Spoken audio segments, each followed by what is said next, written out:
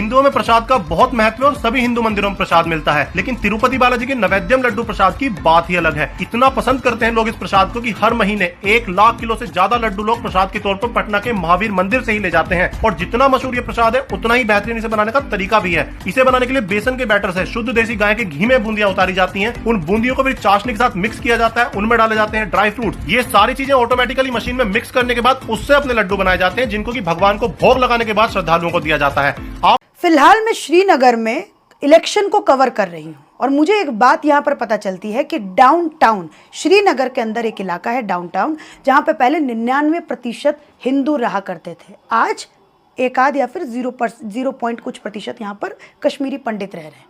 800-900 यहाँ पर हिंदू मंदिर थे। आज यहाँ पर मंदिरों की संख्या है, श्रीनगर की बात कर रही हूँ, 1-2 यहाँ पर हिंदू मंदिर है। मैं ये बात इस वजह से कह रही हूँ क्योंकि कल आंध्र प्रदेश के मुख्यमंत्री चंद्रबाबू नायडू की तरफ से एक प्रेस कॉन्फ्रेंस होता है, जिसके अंदर वो ये बात बताते हैं कि तिरुपति बालाजी के अंदर जो प्रसाद के तौर पे जो लड्डू बनता है उसके अंदर फिश ऑयल और बीफ का इस्तेमाल होता है। मेरा एक सवाल है, सोचिए, जो लाखों करोड़ों हिंदू जो आस्था के नाम पर जिन्होंने उस प्रसाद को ग्रहण किया होगा, जब आज उन्हें बात ये पता चली कि उस प्रसाद के अंदर बीफ और फिश ऑयल का इस्तेमाल हुआ है, तो उन लोगों के ऊपर क्या बीत रही होगी। आज के भारत में हिंदू सेंटिमेंट्स की जगह कहाँ पर है? आज का हिंदू अपने आप को कहाँ खड़ा पाता है? सोचिए, जब किसी प्रदेश की गवर्नमेंट खुद मिल करके जब वहाँ पे इतनी बड़ी कॉन्स्पिरेसी चलाए, तो वहाँ के हिंदू, वहाँ पे तिरुपति बालाजी के अंदर सिर्फ आंध्र प्रदेश के हिंदू नहीं जाते हैं, बनारस के, बिहार के, यूपी के, देश के 28 प्रदेशों के हिंदू वहाँ पर दर्शन के लिए जाते हैं। मैंने खुद तिरुपति बालाजी का एक पहले से रिजर्वेशन करा रखा है क्योंकि मुझे वहाँ पर दर्शन करने जाना है। लेकिन जब आज मुझे पता चला कि वहाँ का मेन प्रसाद जो है जिसके अंदर बीफ का इस्तेमाल किया है, तो मैं भी डर गई और मैंने भी प्रसाद ग्रहण करने से पहले मैं सोचूंगी 100 बार। तो सोचिए उन लोगों के ऊपर आज क्या बीती होगी जो लहसुन प्याज भी नहीं खाते होंगे, क्योंकि वो हिंदू धर्म से आते हैं, जो कि वो सनातन धर्म से आते हैं। आज उन लोगों को जब पता चला कि उन्होंने जो प्रसाद ग्रहण किया था उसमें बीफ का इस्तेमाल किया है, तो सोचिए हिंदू सेंटिमेंट्स आज कहाँ पर है? आज की राजनीति पर हिंदू सेंटिमेंट्स कहाँ है? आज के मुख्यमंत्री ने आंध्र प्रदेश के पूर्व की जो सरकार थी, उनके ऊपर यह आरोप लगाया कि वो जानबूझ करके ऐसा काम किया करते थे। फिर मैंने वहाँ के ट्रस्ट के लोगों में मैंने जब सर्च करना चालू किया कि वहाँ के ट्रस्ट के लोगों में कौन कौन है, तो आप ताज्जुब करेंगे कि वहाँ पे हाइड किया गया है कि कौन कौन मंदिर के ट्रस्ट में अभी मौजूद है, कौन कौन वहाँ पे मेंबर है।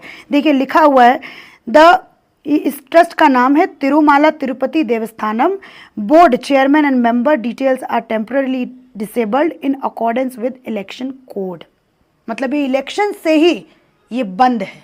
अभी हाल फिलहाल में ही आंध्र प्रदेश का इलेक्शन हुआ था, उसी समय से यहाँ के बोर्ड्स के मेंबर का नाम जो है वो हाइड कर रखा है। इसके पीछे बहुत बड़ी कॉन्स्पिरेसी है। लेकिन मुझे नफरत नहीं समझ में आती कि हिंदू कम्युनिटी से हमारे देश के नेताओं को क्या नफरत है।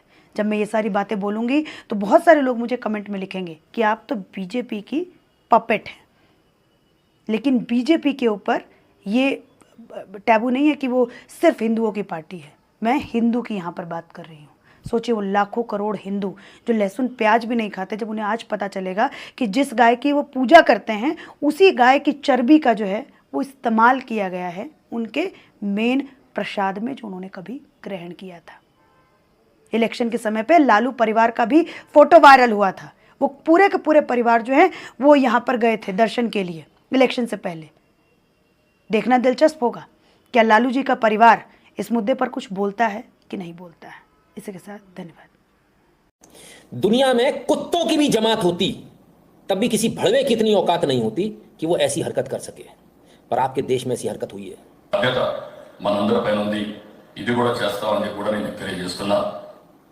मुख्यमंत्री चंद्रबाबू नायडू बड़ा खुलासा किया। कहते हैं कि तिरुपति मंदिर में जो प्रसाद मिलता है, लड्डू, बड़ा लड्डू, कह रहे हैं उस लड्डू में एनिमल फैट है। गाय को मारने के बाद उसके मांस के ऊपर जो चर्बी होती है वो चर्बी और फिश ऑयल यानी मछली का तेल, मछली की चर्बी, इससे बने थे वो लड्डू।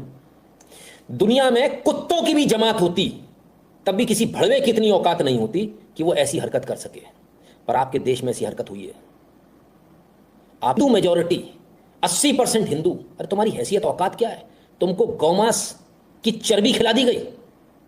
झूठ तो नहीं है कहीं, रिपोर्ट आ गई सर, लैब रिपोर्ट है, वैल्यूज नॉर्मल दिए और यहां वैल्यूज दिए क्या क्या है, फॉरेन फैट क्या क्या है, soybean, sunflower, olive, rapeseed, linseed, wheat gram, maize, cotton seed, fish oil, यहां तक तो सब कुछ एक बार को बर्दाश्त भी किया जा सकता है। हालांकि देसी घी का लड्डू कहकर बेचते हो आप, सरकार देसी घी का लड्डू कहकर देती है हमको, तभी यह भी बर्दाश्त नहीं होना चाहिए। लेकिन फिश ऑयल तो बिल्कुल बर्दाश्त नहीं होगा, मछली का तेल तो बिल्कुल बर्दाश्त नहीं होगा।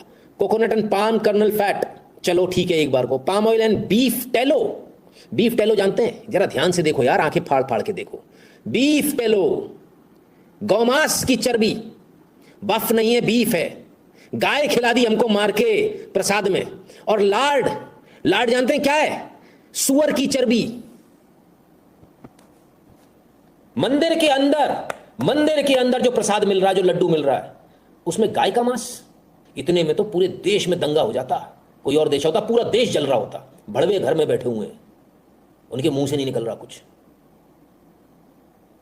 कायदा तो यह बनता है हर ट्रेन हर बस भर जानी चाहिए और सीधे उसी तरफ कूच होना चाहिए, एक भी आदमी इसमें बचना नहीं चाहिए। कायदा तो यह बोलता है।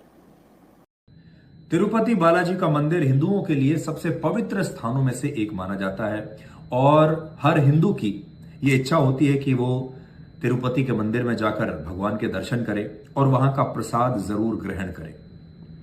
अब एक लैब रिपोर्ट में यह पता चला है कि तिरुपति के मंदिर में जो प्रसाद तैयार किया जाता है, जो लड्डू प्रसाद का तैयार होता है, उसमें बीफ का फैट मिला है, जानवरों की चर्बी मिली है और मछली का तेल मिला है। यह सब कुछ उस घी में मिला है जिससे ये प्रसाद का लड्डू तैयार होता है।